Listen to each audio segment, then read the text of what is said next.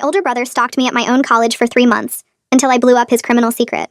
My brother shows up at my dorm at 8 a.m. on a Friday, demanding to see my class schedule, my phone contact list, and what my weekend plans are. I have psychology next, I respond. He walks me to my lecture, which is 5 minutes away, and sits in the row behind me looking around constantly. After class, he makes me install Find My Friends while he watches. If you turn it off, I'm pulling the financial support you've been getting from me. I've been at college for a month without issues, but suddenly my brother, who graduated 3 years ago, thinks I need constant supervision. When I text my mom letting her know what's happening, she responds, "He's just looking out for you," mentioning how sweet it is that my brother cares so much about his little sister. But this isn't caring. It's borderline stalking. That afternoon, I'm at Starbucks with my study group when he shows up out of nowhere. "You said you'd be at the library," he says, pulling up a chair like he belongs there. I explain we switched locations for better Wi-Fi, but he's already asking everyone's names and majors. The next day, he shows up during my shift at the campus bookstore, grilling me about some guy who liked my Tumblr blog. "Who's Declan? Is he in your classes?" When I tell him it's just someone from orientation, he loses it. You can't trust upperclassmen. They only want one thing from freshman girls. He demands I text him before and after every class, starts randomly showing up at my dorm to check in, and even starts driving me to my morning lectures, which are a 5-minute walk. My roommate thinks it's creepy, but I can't get him to stop, because he threatens to stop covering my fees if I don't cooperate. 3 weeks pass, and his surveillance gets worse because he's showing up everywhere. The dining hall, the gym, even outside my classrooms. This was becoming a massive problem because I'd started dating Glenn, a junior who my brother would hate, since Glenn's on academic probation, and my brother specifically said, no upperclassmen, especially not losers. So I'm sneaking around with Glenn while dodging my brother's constant monitoring. That Thursday, Glenn and I grab lunch off campus when my brother texts, "Saw you leaving campus. Where are you going?" I panic and say I'm getting supplies for a project, but when I get back, he's waiting by my dorm. "Funny, the campus store says you didn't buy anything," he says, staring at me intensely. When I ask what he's doing here when his consulting job is downtown, he gets defensive. "I had a client meeting nearby." But I notice a makeup smudge on his collar when we both know his fiancée is out of town. Glenn's getting frustrated with the situation. Just tell him to back off. But he doesn't understand that my brother will cut my funding and force me to drop out if I don't play along. Week 7, my brother's checking my location over 40 times a day, and he creates a 10 p.m. curfew on weeknights. When I point out that he's being ridiculous and ask why he's always on campus, he snaps, "I'm your older brother. I don't need to explain myself to you." My brother announces he has a work conference from Thursday night through Friday afternoon, and he's weirdly specific about it. "I'll be completely unreachable from 6 p.m. Thursday to 3 p.m. Friday, so don't have any emergencies." When I mention I might skip my Friday morning psych class for Glenn's birthday, he practically shouts, "You cannot miss that class, education comes first." He looks panicked for a second before adding, "I mean, Mom and Dad have sacrificed too much for you to skip classes. But Mom and Dad haven't contributed a dime to me since the day I was born." Thursday night, I head to Glenn's apartment to surprise him for his birthday. But through his window, I see him with another girl, and they're definitely not studying. My heart breaks and I need to talk to someone. I decide to go to my brother's apartment because it's so close.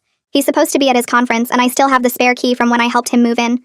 I figure I'll wait for him to get back and cry about Glenn being a cheater, and how my brother was right about him. I unlock his door and immediately notice women's shoes by the entrance.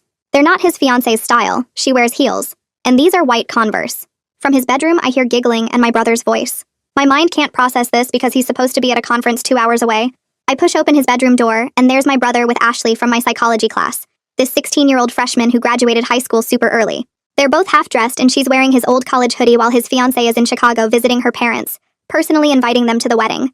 "What the hell are you doing?" I scream, and Ashley shrieks while trying to cover herself. My brother jumps up, his face going red. Everything suddenly clicks into place. My brother wasn't protecting me. He needed to know exactly where I'd be at all times so I'd never accidentally catch him sneaking around with my teenage classmate. I suddenly pull out my phone and FaceTime his fiancé. I'm pointing the camera directly at my brother, who screams at me to stop while trying to hide under his sheets. His fiancé answers. Her face fills my screen, and I watch her expression change from confused to completely shocked as she realizes what she's seeing. My brother lunges across the bed trying to grab my phone, but I back away fast, keeping the camera pointed at both of them while Ashley scrambles to pull his sheets up over herself. The fiancé starts yelling through the phone, asking what's going on and who that girl is, and my brother's face turns bright red as he tries to reach for my phone again while also trying to explain. He's switching between begging me to hang up and attempting to tell her some story, his words coming out all jumbled and desperate. Ashley's crying now and trying to hide her face, but the damage is done because the fiancé saw everything. I keep backing toward the bedroom door with my phone held steady, and the fiancé's voice gets louder, demanding to know who Ashley is and how long this has been going on. My brother finally stops trying to grab my phone, and instead starts spinning this story about how Ashley is just a tutoring student who got upset about her grades and needed someone to talk to. The fiancé cuts him off immediately, asking why a tutoring session involves his bedroom, and why this student is wearing his college hoodie with nothing underneath it. My brother stumbles over his words, trying to come up with another explanation, but nothing he says makes any sense. I start taking screenshots with my other hand while still recording, capturing his face and Ashley's face and the whole scene. I back all the way to the apartment door and grab those white Converse by the entrance, holding them up to the camera as more evidence. My brother notices what I'm doing and his panic shifts into pure rage as he realizes I'm building a case against him. He jumps up from the bed and starts coming toward me, but I'm already at the door with my hand on the knob. The fiancé is still on the call demanding real answers and I can hear her voice shaking. I get the door open and step into the hallway, still recording everything. My brother follows me out into the hall still half dressed, and he grabs my arm hard, trying to take my phone away from me. I pull away and keep the camera rolling, backing down the hallway toward the stairs. He switches his approach and starts threatening me about the money, saying if I don't delete everything right now, he'll cancel all my tuition payments and I'll be out of school by Monday. I tell him I'm recording this conversation too, and his threat just became more evidence. Then I turn and run for the stairwell before he can grab me again. I take the stairs as fast as I can, my heart pounding so hard I can barely breathe. I can hear him yelling behind me, but I don't stop until I'm outside the building and running across campus toward my dorm. My hands are shaking so badly I can barely hold my phone, but I keep it clutched tight against my chest. I make it to my dorm building and fumble with my key card, dropping it twice before I finally get the door unlocked. My roommate is at her desk studying when I burst in, and she takes one look at my face and immediately jumps up to help me. She guides me to sit on my bed and gets me a bottle of water from our mini fridge while I try to explain what just happened. The words come out all mixed up, and I'm shaking so hard the water spills a little. My roommate listens to everything, and then she's the one who thinks to help me upload all the photos and recordings to 3 different cloud services right away. We spend the next hour making sure everything is backed up to Google Drive and Dropbox and iCloud, saving it in multiple places where my brother can't access or delete anything. She helps me organize all the files with clear names and dates, so everything is documented properly. Around 2 a.m., my phone lights up with an incoming call, and I see it's the fiancé calling. My roommate nods at me encouragingly, and I answer, putting it on speaker so she can hear too. The fiancé has clearly been crying for hours, but her voice sounds determined now instead of just shocked. She asks if I can meet her tomorrow at a public place because she needs to hear everything directly from me without my brother there to spin more stories. I agree to meet her at the Starbucks near campus at 10 a.m., and she thanks me for not hanging up that FaceTime call even though it destroyed her whole world. After we hang up, I try to sleep, but I keep waking up at every sound in the hallway. My phone starts exploding with texts and calls from my brother at 6 a.m., and I watch the messages pile up on my lock screen. One text says he's sorry and Ashley meant nothing to him. The next message says I had no right to invade his privacy, and I'm a terrible sister for ruining his life. My roommate wakes up and reads the messages over my shoulder, pointing out that he's trying every manipulation trick to see what sticks. She tells me to save everything as evidence and helps me screenshot each message before he can delete them. I skip my Friday morning psychology class because I can't face seeing Ashley sitting there right now. Instead, I walk to campus counseling services when they open at 8 a.m., and I tell the front desk person that I need to talk to someone immediately. Moira Booker sees me as a walk-in emergency and brings me back to her office. I give her a shorter version of everything that happened, and she listens carefully while taking notes. She gives me referrals for both legal aid and campus safety, writing down names and office locations on a card for me. Moira explains that my brother's surveillance and financial threats count as harassment, even though he's family, and I have options for protection I didn't know existed. At 11 a.m., I go to the campus safety office and meet with Glenn Sutton, who sits down with me in a private room. I show him my phone with all the location tracking data and tell him about the past 7 weeks of constant surveillance. Glenn creates an official incident report documenting everything, including the classroom surveillance, the threats about my funding, and last night's physical attempt to grab me in the hallway. He types everything into his computer while I talk, stopping occasionally to ask clarifying questions. Glenn explains this creates an official record in the university system and asks if I want to pursue a no trespass order since my brother isn't a current student or employee here. I tell him yes, and he starts that paperwork too. After I leave campus safety, I go back to my dorm and open my laptop to send an email to Phyllis Mercier, the dean of students. I keep it professional and factual, requesting a meeting about harassment from someone who isn't affiliated with the university, but has been accessing campus buildings and my classes. I attach the incident report number Glenn gave me and hit send. Phyllis responds within an hour saying she can meet with me Monday morning at 9 a.m.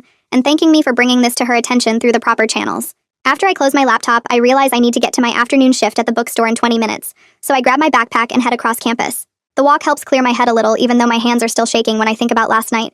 I clock in at the bookstore and spend the next 4 hours shelving returns and helping customers find textbooks, which are relief because it forces me to focus on something normal and immediate instead of replaying that bedroom scene over and over.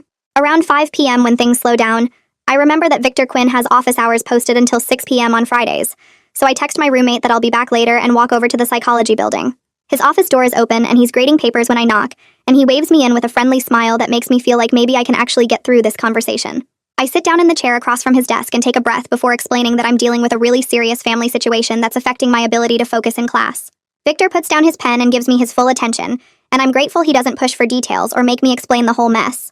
He asks what kind of support might help me stay on track academically, and we work out a plan where I can come to his office hours if I need to miss class and get caught up on notes. He writes down his direct email address on a post-it note and tells me to reach out if anything urgent comes up that affects my coursework.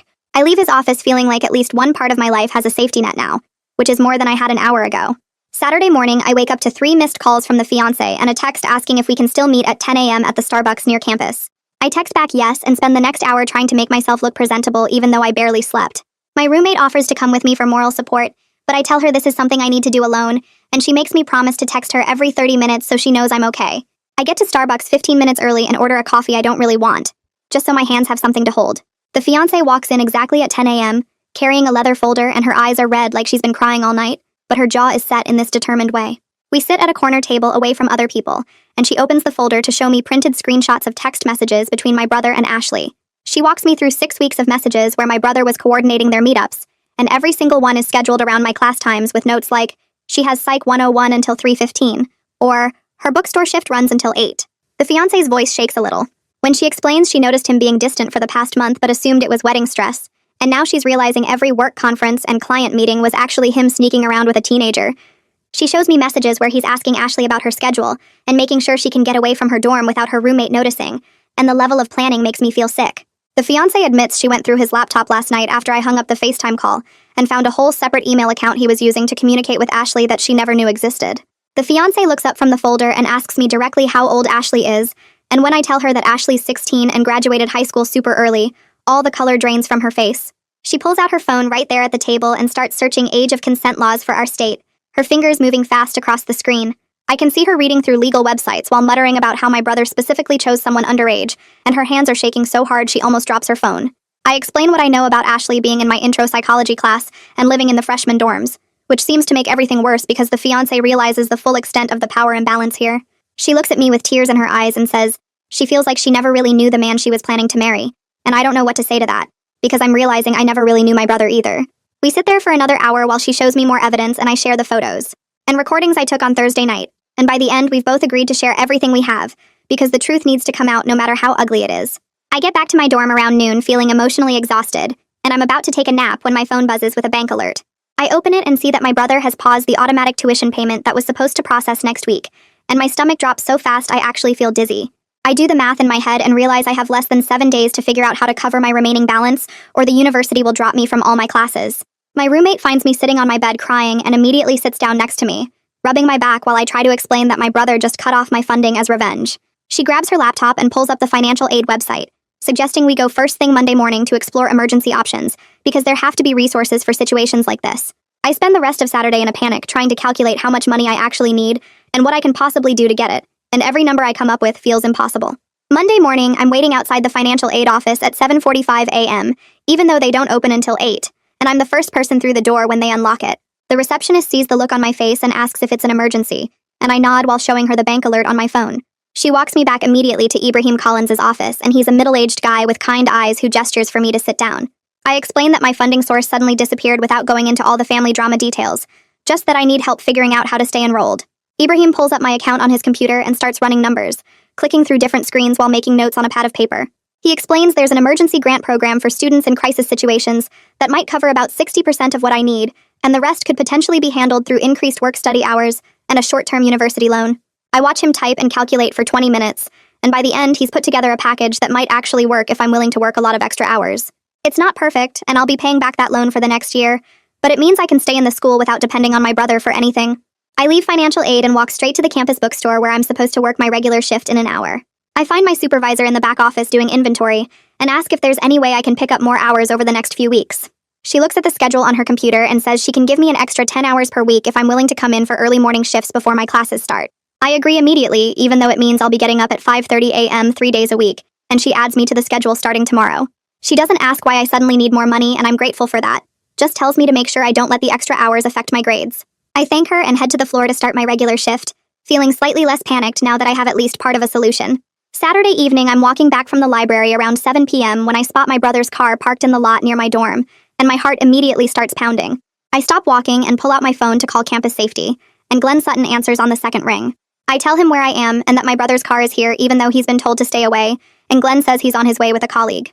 I wait by the library entrance where there are other students around, watching my brother's car from a distance. Glenn and another campus safety officer arrive within 5 minutes and approach the car with flashlights even though it's not fully dark yet. I see them talking to my brother through the driver's window and writing things down in notebooks, and after about 10 minutes, they walk him back to where I'm standing. Glenn tells me they've documented this incident and informed my brother that he needs to leave campus property immediately, and that his previous behavior has been officially reported to the university administration. My brother tries to make eye contact with me, but I look away, and Glenn and his colleague wait until my brother drives off campus before letting me walk back to my dorm. Sunday morning, I'm still in bed when my phone rings at 9 a.m. with Mom's name on the screen. I almost don't answer, but I know she'll just keep calling, so I pick up and immediately hear her say that my brother told her I'm making his life difficult. I cut her off before she can finish and tell her I have photo evidence and witness testimony of everything that happened. Mom tries the whole family should stay private speech that I knew was coming, but I tell her flat out that her son was stalking me for 2 months to hide his affair with a 16-year-old, and I'm not protecting him just to keep up appearances. She gets quiet for a moment and then asks if I'm sure about Ashley's age, and I tell her yes. Ashley's in my psychology class and she's definitely 16. Mom's voice changes a little after that, getting less defensive and more uncertain, but she still asks me to think about how this will affect the whole family. I tell her I've thought about it plenty, and my safety matters more than family reputation, and then I hang up before she can guilt trip me any further. I spend the rest of Sunday afternoon sitting at my desk with my roommate, creating a timeline document of every stalking incident I can remember from the past 7 weeks.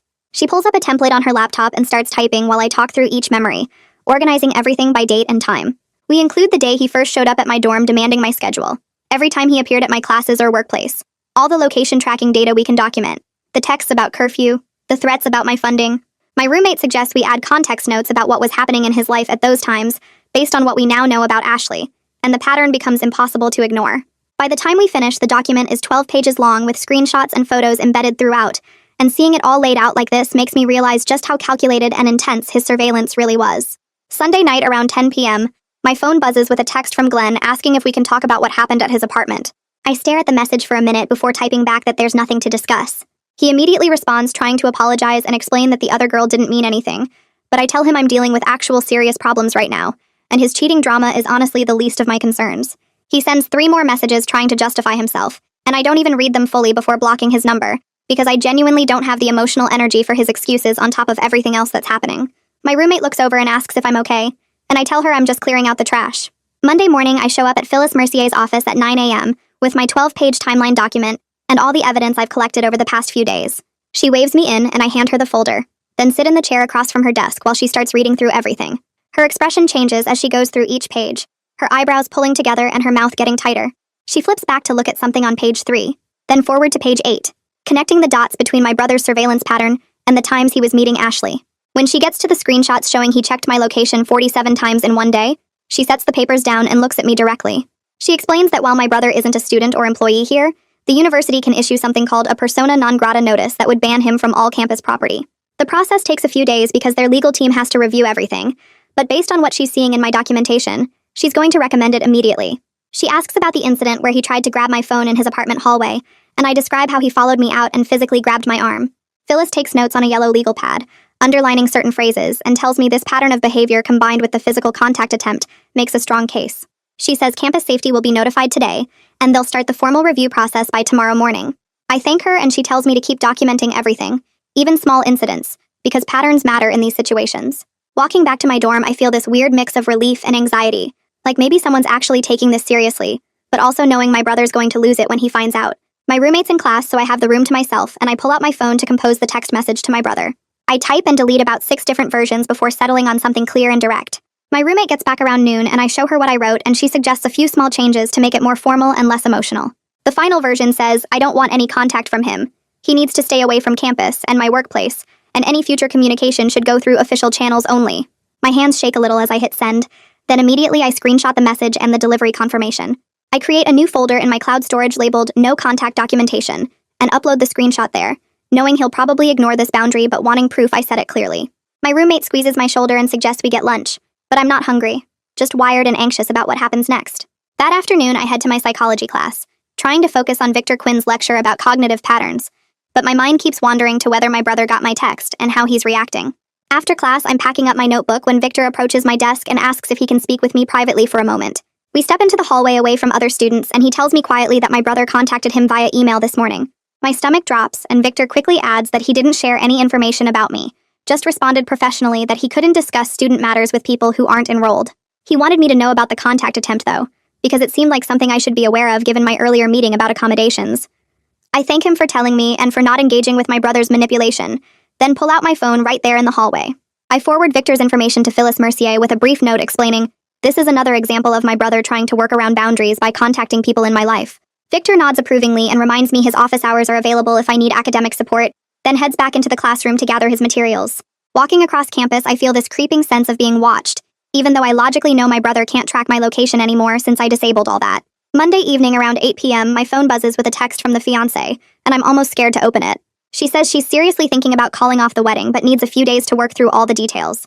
Her parents are flying in next weekend, and she doesn't know whether to tell them everything now or wait until after they arrive and deal with it in person. I read the message twice, then type back that I support whatever choice she makes, and I'm happy to share my evidence if she needs it for any reason. She responds with a simple thank you and that she'll keep me updated. Then the conversation ends. I set my phone down and stare at the ceiling of my dorm room, thinking about how many lives my brother's managed to mess up with his lies and control. Tuesday morning, I walk into psychology class and immediately spot Ashley sitting in her usual seat 3 rows ahead.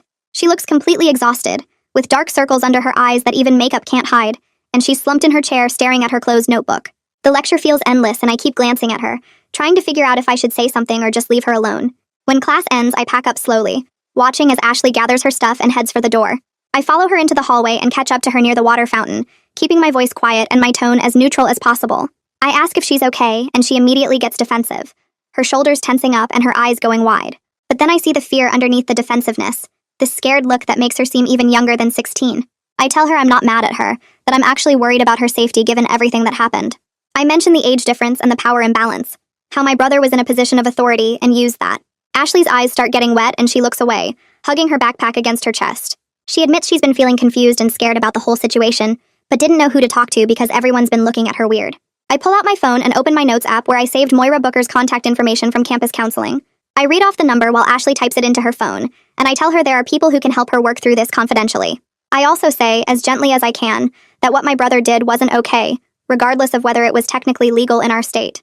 A 16-year-old and a guy in his mid-20s isn't an equal relationship, especially when he was tracking and controlling his own sister to hide it. Ashley's tears actually spill over then, and she wipes them away fast, glancing around to make sure no one's watching.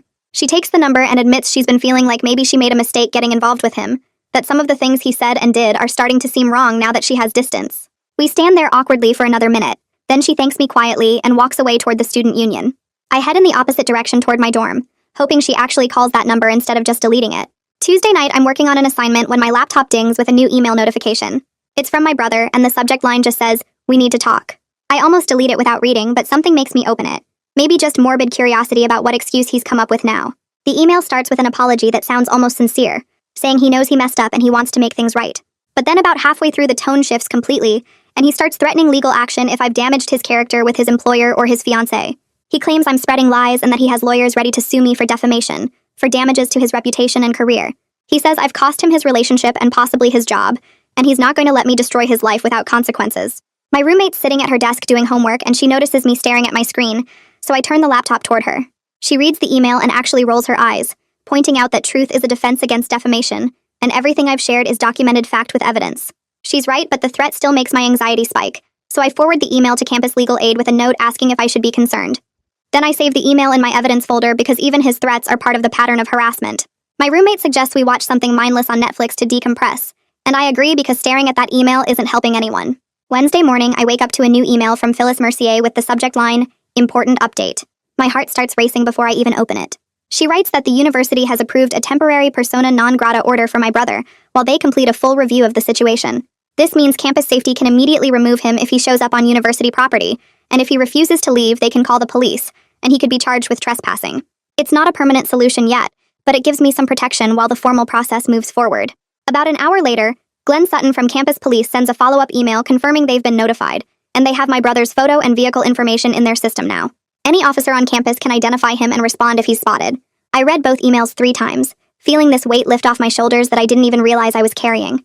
My roommate reads them over breakfast and actually smiles, saying this is real progress and I should feel good about standing up for myself. I spend the morning between classes just feeling lighter, like maybe I can actually walk around campus without constantly looking over my shoulder.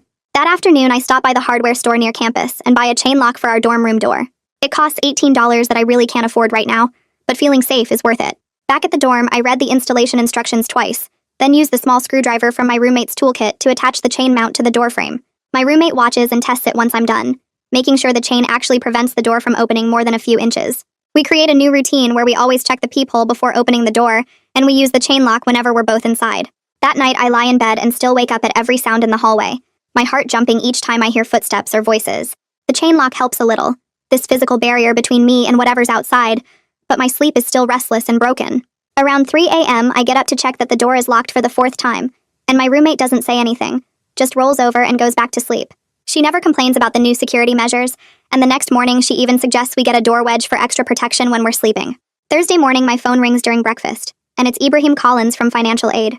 He has mixed news about my emergency funding application. I've been approved for a partial emergency grant that covers about 60% of the gap my brother's money left. The remaining amount can be covered through increased work-study hours and a small short-term loan from the university that I'll need to pay back by the end of the academic year. He runs through the numbers while I write everything down on a napkin. The grant is $2,400. The increased work-study adds about $1,800 if I can work 15 hours per week, and the loan is $1,200 that I'll need to repay in installments starting next summer. It's not perfect, and I'm going to be working a lot of hours on top of full-time classes, but it means I can stay enrolled without depending on my brother. I thank Ibrahim multiple times, and he tells me to stop by his office tomorrow to sign the paperwork. After I hang up, I just sit there staring at the numbers, calculating how many hours per week I'll need to work, and when I'll have time to study.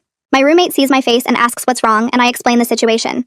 She points out that it's better than dropping out, that plenty of students work 15 hours per week and still do fine academically. She's right, but it's still overwhelming. This reality of having to support myself completely at 18 while trying to keep my grades up. Thursday afternoon, I pull out my phone and call my dad, sitting on my bed while my roommate is at class. He picks up on the 4th ring and sounds distracted like he's doing something else while talking to me. I explain the situation with my brother cutting off funding and ask if there's any way he could help cover some of the gap, even just a few $100s. Dad makes these vague noises about how he'd like to help, but money is tight right now. And then he says, maybe my brother and I should just sit down and work this out like adults. I try to explain that this isn't some regular sibling fight, that my brother was stalking me and threatening my education, but Dad keeps using phrases like family drama, and you kids need to figure this out. He suggests I apologize to my brother for whatever I did to upset him, and that's when I realize he either doesn't understand or doesn't want to understand what actually happened. I thank him for his time and hang up, feeling this weird mix of alone and also clear about something. I can't count on my parents, not my mom who makes excuses, and not my dad who stays distant. The only person I can count on is myself, and maybe that's actually less complicated than hoping family will show up when they never do. Friday morning, I'm walking out of psychology when Victor pulls me aside in the hallway, asking if he can talk to me for a minute. We step away from the other students, and he tells me he's approved a special attendance policy for me for the rest of the semester, given my documented situation with campus safety. He explains I can miss up to 3 more classes without any grade penalty, as long as I keep up with all the coursework and come to his office hours to get notes on anything I miss. His voice is kind and professional, not asking for details about what's happening, but making it clear he knows something serious is going on. He gives me his direct email address and tells me to reach out if I need any other accommodations, or if I'm struggling with assignments because of everything else I'm dealing with. I feel my eyes getting wet and I have to blink a few times, because this small bit of kindness from someone who barely knows me hits different when my own family won't help. I manage to say thank you without my voice breaking too much, and Victor just nods and tells me to take care of myself, and that my education matters. Walking back to my dorm, I feel this weight lift a little, knowing I have one less thing to stress about if I need to miss class for court or safety reasons. Friday afternoon, my phone buzzes with a text from the fiancé while I'm between shifts at the bookstore. She says she moved out of my brother's apartment last night and she's staying with a friend while she figures out what to do next. She hasn't made a final decision about the wedding yet, but she needed physical space from him to think clearly about everything. I text back that I'm glad she's somewhere safe and that she doesn't owe me updates about her decisions, but I appreciate her keeping me in the loop since we're both dealing with the mess my brother created. She responds with a simple thank you and says she'll let me know if she needs any of the evidence I have for legal purposes or anything else. I save the conversation to my evidence folder because it shows another person my brother hurt with his lies, another relationship he destroyed while he was busy tracking my every move. By the end of the 2nd week after everything happened, I notice Ashley has missed 3 psychology classes in a row. At first, I figure she's just avoiding me, but then I start hearing whispers and rumors around campus about why she's been absent. Some people apparently know about her involvement with my brother, and the gossip is getting really mean, with students calling her names and making assumptions about what kind of person gets involved with someone that much older. I overhear 2 girls in the bathroom talking about how she was stupid to think he actually cared about her, and another conversation in the dining hall about how she got what she deserved. I feel this complicated knot of emotions because I'm still angry at the situation and how it affected me, but I also can't ignore that Ashley is 16 years old and was targeted by my brother who's almost a decade older and definitely knew better. She's facing these heavy social consequences while he's just hiding out somewhere, and the unfairness of that sits wrong with me, even though I'm not ready to be her friend or anything. Monday of the 3rd week, I have a scheduled meeting with Phyllis in her office, and she walks me through my options for getting a civil protective order against my brother. She explains the whole process from start to finish, how I'd need to file paperwork at the courthouse, and there would be a hearing where a judge decides whether to grant it. The pros are that it would be legally enforced with actual criminal penalties if my brother violates it, and it would create a stronger paper trail than just the campus ban. The cons include having to appear in court, which might mean missing classes, potential family blowback that could get worse, and the fact that protective orders only cover specific locations and situations, so they're not perfect protection. Phyllis emphasizes multiple times that this is completely my choice, and the university will support me either way, but she wants me to have all the information so I can make a smart decision. I take notes on everything she says, writing down the pros and cons in 2 columns, and I tell her I need a day or 2 to think about whether I'm ready for the court process and everything that comes with it. Tuesday, I drive to the local police station and walk up to the front desk, telling the officer I need to file a non-emergency report. He brings me to a small office where I sit across from him at a metal desk, and he pulls out forms and starts taking my statement. I go through everything from the beginning: the 7 weeks of stalking, the constant location tracking, showing up at my classes and workplace, the threats about pulling my funding if I didn't cooperate, the harassment that's continued even after I exposed him. I show him all my evidence, the screenshots of the excessive location checks, the threatening texts, photos of him showing up places, the timeline document my roommate and I created. The officer types everything into his computer and creates an official police report with a case number, separate from all the campus safety reports. He explains this doesn't automatically mean charges will be filed against my brother, but it establishes an official pattern of behavior if I need to pursue legal action later, or if he escalates further. He takes the stalking and financial threats seriously because they're documented over such a long time period, and having this police record makes everything feel more real and legitimate. I leave the station with a copy of the report and the case number written down, adding it to my growing folder of evidence. Wednesday afternoon, I'm in the library studying when my phone rings, and it's my mom calling. She says she's on campus and wants to talk to me in person, and can I meet her somewhere? I suggest a coffee shop that's off campus because I don't want her running into anyone I know, and I walk there feeling my stomach tight with stress. Mom's already sitting at a corner table when I arrive, and she starts immediately with how we need to talk about this situation with my brother. She's still in that denial mode, trying to minimize what he did, saying things like, "He made some mistakes, but he's still your brother," and this is getting blown out of proportion. I pull out printed copies of evidence from my backpack, things I specifically chose to show her: his texts threatening to cut my funding, screenshots showing he checked my location over 40 times in one day, and documentation that Ashley is 16 years old. I spread them on the table between us and tell Mom to read them. Really read them. Because I'm not going to keep pretending this was normal brother behavior. Mom gets quiet as she goes through the papers, and I watch her face change as she processes what she's seeing in black and white. I can see her struggling between her instinct to protect her son and the reality of his actions that she can't explain away when it's right there in front of her. We're still sitting at that coffee shop table when I glance out the window and see my brother's car pulling into the parking lot. My heart jumps and I realize immediately that Mom must have told him where we were meeting, that she set this up as some kind of ambush to make me talk to him. I grab my phone and text Glenn with 911 and my location. Then I text campus legal aid too, just to have it documented. Within maybe 3 minutes, Glenn's car pulls up along with a local police car since we're off campus, and they get out and walk toward my brother's vehicle before he can even get to the coffee shop entrance. I watch through the window as Glenn and the police officer talk to my brother, and I can see him getting angry and gesturing toward the building where I am. The officer is clearly explaining something to him, probably about the persona non grata order, and how showing up where I am counts as harassment, and eventually my brother gets back in his car and drives away. Mom watches the whole thing too, looking upset but not saying anything, and I notice she's not defending him or trying to call him back. After Glenn and the police officer leave and it's just me and Mom again, she tries a different approach. She wants me to agree to keep this whole thing quiet and not pursue any formal legal action because it will hurt the family's reputation in the community. She talks about how people will judge us and how it will affect family gatherings and what relatives will think. I look at her across the table and tell her that her son stalked me for 2 solid months, threatened my education to control me, and did all of it to hide his affair with a 16-year-old girl, and I'm not going to sacrifice my safety so our family can look good to other people. I tell her I'm done protecting him and done pretending this is something small we can just smooth over. Mom leaves after that, gathering her purse and coat with this upset expression, but I notice she doesn't actually defend his actions anymore or try to justify what he did. She's just worried about what people will think, and that tells me everything I need to know about her priorities. I sit at the coffee shop for another 20 minutes after she's gone, drinking my cold coffee and feeling oddly calm about the fact that I just drew a clear line with my own mother. Thursday, I go to the courthouse with an attorney from campus legal aid, and we sit in the clerk's office filling out paperwork for a limited protective order. I request that my brother has to stay at least 500 feet away from me, my dorm building, all my classes, and my workplace at the bookstore. The forms are long and complicated with legal language I don't totally understand, but the attorney helps me go through each section and explains what everything means. The court clerk reviews our paperwork and tells us there will be a hearing scheduled where a judge will decide whether to grant the order, probably in about 2 weeks. She explains I'll need to appear in court, and my brother will be notified and given a chance to respond, which makes my stomach flip because it means seeing him in person. But the legal aid attorney tells me the evidence I have is really strong, especially with the police reports and campus documentation and all the screenshots showing the pattern of behavior. Walking out of the courthouse, I feel nervous, but also like I'm finally taking real legal action to protect myself, instead of just reacting to whatever my brother does next. I have a case number and a hearing date written down, and it's one more official step toward making sure he can't keep controlling my life. Friday morning, I'm back in my dorm scrolling through notifications when a LinkedIn message pops up from someone at my brother's consulting firm. The message is professionally worded but clearly fishing for information, mentioning that my brother filed an internal complaint about family interference affecting his work performance and asking if I'd be willing to discuss the situation. My first instinct is to write back and defend myself because the idea that I'm interfering with him is completely backwards. But my roommate reads over my shoulder and immediately shuts that down. She points out that my brother is obviously trying to bait me into making contact, that he can screenshot and use against me in court, and responding would just give him ammunition. I take a screenshot of the message for my records, add it to my evidence folder, and then block the account. It's hard not to defend myself when someone's spreading lies about me to his coworkers, but I'm starting to understand that sometimes the smartest move is to just stay quiet and let my documented evidence speak for itself. Monday morning, I show up to Victor's office during his posted hours, and he gestures for me to sit down. He's been really kind about the whole situation, and today he brings up the option of reducing my course load to part-time status given everything I'm dealing with.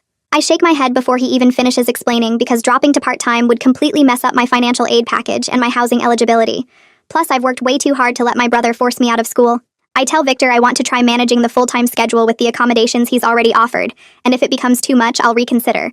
But right now, I need to prove to myself that I can handle this. Victor nods and reminds me the option exists if I change my mind, which I appreciate because he's not pushing me either way. Walking out of his office, I feel this determination settle in my chest because staying enrolled full-time feels like winning. Like my brother doesn't get to control my education, even when he's controlling everything else. That same week, I pick up a paid research assistant position with the psychology department that adds 8 hours to my weekly schedule. The job involves data entry for a study on stress in college students. And the irony of entering data about student stress while living through my own crisis isn't lost on me. But the pay is decent, and the work schedule is flexible around my classes. I can do most of it in the lab whenever I have free time between classes or in the evenings, which works perfectly with my bookstore shifts. My schedule is completely packed now between classes, bookstore hours, and research time, but honestly staying busy helps because it gives me less time to sit around thinking about all the family drama. I'm exhausted by the end of each day, but it's the good kind of tired where I've actually accomplished things instead of just surviving. Wednesday night, I'm lying in bed scrolling through my phone when a DM notification pops up on social media from Ashley. The message says she's confused and scared and asks if I can send her information about counseling resources. She explains that my brother has been texting her constantly trying to convince her that I'm lying about everything and manipulating people against him, but she's starting to see through what he's doing. I sit up and type out a careful response that includes Moira's contact information again, along with a crisis line number, keeping my tone supportive but making sure I'm not trying to be her therapist, because I'm definitely not equipped for that. I tell her I'm glad she's reaching out for help, and that talking to a professional counselor will be really good for her. After I send it, I screenshot the conversation and add it to my evidence folder. Then I lie back down feeling this weird mix of anger at my brother for manipulating a 16-year-old and hope that Ashley's actually going to get herself some help. Thursday afternoon, Ashley texts asking if we can meet somewhere public to talk, and I suggest a table in the main area of the student union, where there are always tons of people around. When I get there, she's already sitting at a corner table looking exhausted with dark circles under her eyes. I sit down across from her and she immediately pulls out her phone, her hands shaking a little as she scrolls through messages.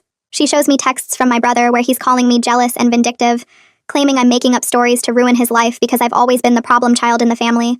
I read through them feeling my jaw clench because he's really committed to this narrative where I'm the villain. But then Ashley swipes to a different conversation and shows me something new. Screenshots she took of messages between her and my brother from weeks ago. The messages show him asking about my class schedule, wanting to know exactly when I'd be in psychology lecture and when I worked at the bookstore. There are texts where he's planning their meetups around my schedule with scary precision, like he's running surveillance operations. Seeing the actual evidence of how he deliberately used my location data to coordinate his affair makes something click in my brain, transforming my scattered anger into this sharp, focused understanding of exactly how calculated everything was. Ashley scrolls through more messages, and her voice gets quieter as she admits she believed my brother when he told her he was protecting me from dangerous guys on campus. She shows me texts where he said he needed to track me because college freshmen get taken advantage of by older students, and she thought it was sweet that he cared so much about his little sister. But now looking at the messages with fresh eyes, she realizes he was actually tracking me to make sure I wouldn't accidentally catch him sneaking around with her. She pulls up more screenshots, and these ones make my stomach turn because they're so specific about timing. One message says to meet at his apartment at 2 p.m. because I have class until 3:15 and won't be anywhere near his place. Another one says Thursday from 6 to 9 p.m. is completely safe because I'll be at my bookstore shift the entire time. There's even one where he tells her to the park in the visitor lot behind his building instead of the front, because that's the route I take when I walk over. The level of calculation is honestly chilling because it proves beyond any doubt that this was never about keeping me safe from anything. It was always about his convenience and his secrecy, using me like a chess piece he had to keep track of so his affair wouldn't get exposed. I ask Ashley if I can forward these screenshots to some people, and she nods, saying she wants to help because she's starting to understand how messed up the whole situation was. I immediately pull out my phone right there at the table and forward everything to Phyllis, Glenn, and the fiancé, adding a note explaining these are messages showing premeditation and coordination. That same evening after Ashley leaves, I walk straight to the campus police station and ask to update my police report with new evidence. The officer on duty pulls up my case file and I show him the screenshots on my phone, explaining how they prove my brother was using surveillance technology to coordinate an affair with a minor while lying to everyone involved. The officer takes detailed notes and adds everything to the report, then mentions I should share this with my legal aid attorney because it significantly strengthens my protective order case. Walking back to my dorm, I feel this weird sense of validation because the messages demonstrate a clear pattern of manipulative and predatory behavior that goes way beyond just a sibling argument. And now there's concrete proof that multiple people can see. Monday morning, I'm walking to my psychology class when I spot my brother's car in the parking lot near the building. My heart immediately starts racing, and I pull out my phone to text Glenn. But before I can even finish typing, I see my brother get out of his car and start walking toward the building entrance. I duck behind a group of students and call campus police directly, and Glenn responds within maybe 3 minutes along with another officer. I watch from inside the building lobby as they approach my brother in the parking lot, and even from a distance, I can see him getting agitated and gesturing while he talks. Glenn is calm and professional, explaining something while the other officer takes notes. My brother tries to argue that he just wants to talk to me and work things out like adults, but the officers aren't having it. They explain that his presence on campus is now a criminal trespass issue because of the temporary ban, and they're issuing him a formal citation and warning. I watch through the glass doors as they escort him back to his car, my heart pounding hard enough that I can feel it in my throat, but also feeling this rush of validation that the system is actually working to protect me. The officers wait until my brother drives away before coming inside to check on me, and Glenn tells me the citation is now part of his record, and any future violations will result in immediate arrest. Tuesday morning, I wake up to 3 missed calls from my bank and a notification on my phone about suspicious account activity. I log into my banking app still half asleep, and my stomach drops when I see that all the accounts my brother set up for me show zero balance with a status of frozen. He's completely locked me out of everything, including the small savings buffer I had for emergencies, and there's a note in the transaction history saying the account holder requested a freeze pending review. This creates an immediate crisis because I need to buy textbooks for 2 classes this week, and I have basic living expenses like food and laundry, and my next paycheck from the bookstore isn't for another 5 days. I sit on my bed staring at my phone, feeling tears start to build, because this is exactly the kind of financial control my brother threatened from the beginning, and now he's actually doing it. My roommate finds me like that and immediately asks what's wrong, and when I explain, she starts problem-solving mode. She asks me to make a list of what absolutely needs to be paid right now, versus what can wait a few days, helping me focus on immediate triage instead of panicking about everything at once. My roommate pulls out her wallet and counts out $200 in cash, handing it to me and saying she can loan me this to get through the next week. I try to argue, but she shuts me down, pointing out that's what friends do, and I can pay her back whenever I'm able. I take the money feeling grateful, but also frustrated that I'm in this position at all, and I immediately text Ibrahim at Financial Aid, asking if there are any emergency funds available for textbooks. He responds within an hour saying he can meet me that afternoon, and when I show up to his office, he already has paperwork pulled up on his computer. Ibrahim explains there's a small additional emergency fund specifically for students facing unexpected financial hardship, and he can approve $150 for textbooks if I provide receipts. Between my roommate's loan, the emergency textbook fund, and my upcoming paychecks from the bookstore and research position, I create a bare-bones budget on a piece of paper that covers my absolute necessities for the next 2 weeks. I also email my bookstore supervisor asking if I can pick up 2 extra shifts this week, and she responds saying yes because another student just quit. The budget is going to be really tight, and I'll be completely exhausted working all those hours on top of classes, but I can survive this without crawling back to my brother for money, and that matters more than being comfortable. Thursday afternoon, my phone buzzes with a text from the fiancé, and my stomach tightens before I even read it. The message is short and matter-of-fact. She's calling off the wedding. She's already started separating their finances and moving her stuff out of his apartment. She mentions she's talking to a lawyer about whether his lying and cheating gives her any legal options. Her text sounds sad but also really determined, like she's made up her mind and nothing's changing it. I text back saying I'm sorry this happened to her and I'm glad she's protecting herself. Part of me feels relieved knowing she's getting away from my brother, but another part feels guilty that I'm the one who showed her the truth. Another relationship in his life is falling apart because of his choices, and while I know it's not my fault, I can't help feeling weird about it. I save her text to my evidence folder just in case, then I try to focus on my homework, but my mind keeps wandering. Around 8 p.m., my phone starts going crazy with notifications from my extended family group chat. I open it and there are already like 40 messages. News about the broken engagement has spread and everyone's taking sides without knowing what actually happened. My aunt posts that she's heartbroken about the wedding being canceled.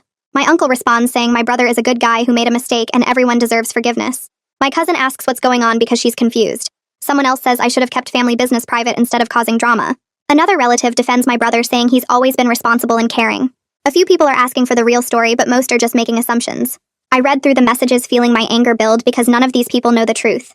They don't know about Ashley being 16. They don't know about the stalking and surveillance. They don't know about the financial threats. I type out one message saying I have documented evidence of everything that happened, and I'm not discussing it in a group text where people can twist my words. I hit send and then immediately mute the chat. My roommate looks over from her desk and asks if I'm okay. I tell her the family drama is exploding and she suggests I turn off my phone for the night. I do exactly that, powering it down completely and shoving it in my desk drawer. The silence feels good, even though I know tomorrow will bring more messages and more judgment. Friday morning, I wake up feeling like I haven't slept at all even though I was in bed for 8 hours. I drag myself through my morning classes, but I can barely focus on what the professors are saying. After lunch, I walk to the counseling center because I have an appointment with Moira. I sit in her office and she asks how I'm doing, and suddenly I just break down crying. Everything I've been holding in for weeks comes pouring out. I tell her I'm exhausted from trying to stay safe and keep up with school and work enough hours to pay my bills and deal with my family all at the same time. I explain how my brother froze my accounts and how I'm scrambling to cover basic expenses. I mention the family group chat, and how everyone's blaming me for airing private business. Moira hands me tissues and lets me cry for a few minutes before she starts talking. She helps me think about my priorities differently. Safety comes first, she says. Staying enrolled in the school comes second. Everything else is negotiable and not worth sacrificing those two things. We work on a crisis plan for moments when I feel totally overwhelmed. She writes down specific steps I can take when I'm panicking or when I feel unsafe. She also reminds me that I don't have to protect the reputation of a family that isn't protecting me. Her words hit hard because I've been feeling guilty about exposing my brother, but she's right that my safety matters more than keeping up appearances. By the time I leave her office, I feel a little steadier, like I have permission to prioritize myself instead of everyone else's comfort. Monday morning, I'm walking to psychology when Ashley catches up with me in the hallway outside the classroom. She looks nervous and keeps glancing around like she's worried someone will see us talking. She tells me she ended things with my brother over the weekend. She says it was really hard, but she knows the relationship wasn't healthy or safe. She mentions she has her first counseling appointment scheduled for Wednesday, and she's scared about what might happen next. I can tell she's worried my brother will retaliate somehow, or that people will judge her for what happened. I look at her and tell her I'm proud of her for making that choice. I remind her that campus safety and counseling are resources she can use anytime she feels unsafe or needs support. I also tell her that what happened wasn't her fault, even though she'll probably face social consequences from people who don't understand the situation. She tears up a little and thanks me. Then we head into class separately.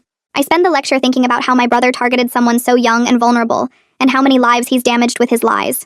Tuesday afternoon, I'm in the library when I get an email notification from my brother. The subject line says final message, and my heart starts racing before I even open it. The email is long and manipulative, jumping between different tactics to see what works. He blames me for ruining his life and his career and his relationship. He claims I misunderstood his intentions and took everything out of context. He begs me to drop the protective order so he can move forward with his life. He says he's sorry, but in the same paragraph accuses me of being vindictive and cruel. I read it twice, feeling my anger build, then I forward it to the legal aid office asking for help with a response. The attorney emails back within an hour with a suggested reply. I copy her professional wording into a new message stating clearly that I will not be responding to further contact attempts and all communication needs to go through legal channels from now on. I hit send and then immediately add his email address to my spam filter so I won't see any future messages. It feels really good to have the last word be a clear boundary instead of getting sucked into his emotional manipulation and guilt trips. Wednesday morning, I get called to Phyllis's office and my stomach drops because I'm worried something went wrong. But when I sit down across from her desk, she's smiling slightly. She tells me the university has finalized a permanent persona non grata order banning my brother from all campus property indefinitely. This is separate from the civil protective order I'm still pursuing through the courts. The campus ban gives campus police clear authority to arrest him for trespassing if he violates it.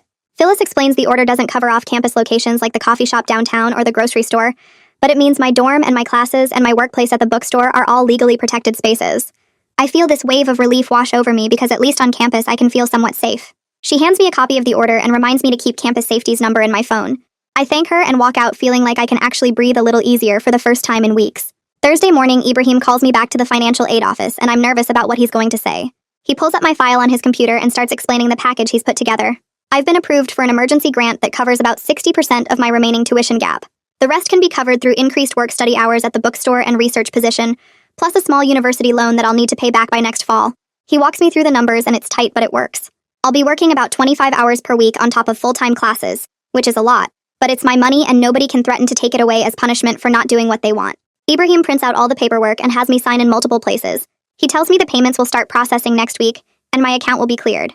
I leave his office feeling this huge weight lift off my shoulders because I can actually stay in the school without depending on my brother. Friday afternoon, I meet with the campus legal aid attorney to talk about next steps beyond the protective order. She spreads out all my documentation on her desk and reviews everything carefully. She explains my options for pursuing harassment charges through the police or filing civil action for damages. We talk through the pros and cons of each option. Criminal charges would require police investigation and might result in consequences for my brother, but it's a long process and the outcome isn't guaranteed. Civil action could get me compensation for therapy costs or other damages, but it requires hiring a lawyer and could drag on for months or even years. After talking it through, I decide the protective order and campus ban are enough for right now. I don't have the energy or resources for a lengthy legal battle when I'm trying to just finish the semester and keep my grades up. The attorney supports my decision and reminds me I can always revisit legal options later if my brother escalates or violates the orders. She gives me her card and tells me to reach out immediately if anything changes. Over the weekend, my roommate helps me go through all my devices and implement serious digital hygiene practices. We start with my phone, turning off location sharing on every single app. We enable two-factor authentication on my email, social media, banking, everything. I change all my passwords to new complex ones and write them down in a notebook I keep locked in my desk. We review all my privacy settings on every platform, making sure my profiles are private and my location data isn't being shared. My roommate suggests we check for tracking software, so we go through my phone apps one by one looking for anything suspicious. We find a location tracking app my brother must have installed that first day when he made me set up sharing, so I delete it immediately. We do the same thing with my laptop, and just to be completely safe, we factory reset it and reinstall everything from scratch. It takes most of Saturday, but by the end I feel so much more in control of my information and my safety. Taking these concrete steps makes me feel like I'm reclaiming the privacy my brother violated for weeks. The following week I take my psychology midterm, and I'm actually prepared despite everything else going on. Victor's flexibility with office hours helped me stay on top of the material even when I had to miss class. Having a structured academic goal to focus on provided a welcome break from all the family drama and legal stuff. I sit down in the lecture hall with my pencil and exam booklet and just focus on answering the questions. When I walk out an hour later, I feel pretty good about it. 2 days later, Victor posts grades online and I got a B+. I stare at the grade on my laptop screen feeling this surge of pride because it's proof that I can handle my coursework even while dealing with a crisis. My roommate high-fives me when I tell her and we celebrate with cheap pizza from the dining hall. The B+ feels like evidence that I'm going to survive this semester and maybe even do okay despite my brother trying to destroy my life. That weekend, I call my mom from a quiet corner of the library because I need to set some things straight before the holidays make everything worse. She answers on the third ring and immediately starts with how my brother is struggling, and maybe I could be more understanding. I cut her off and tell her I'm willing to have limited contact with her, but I won't discuss my brother.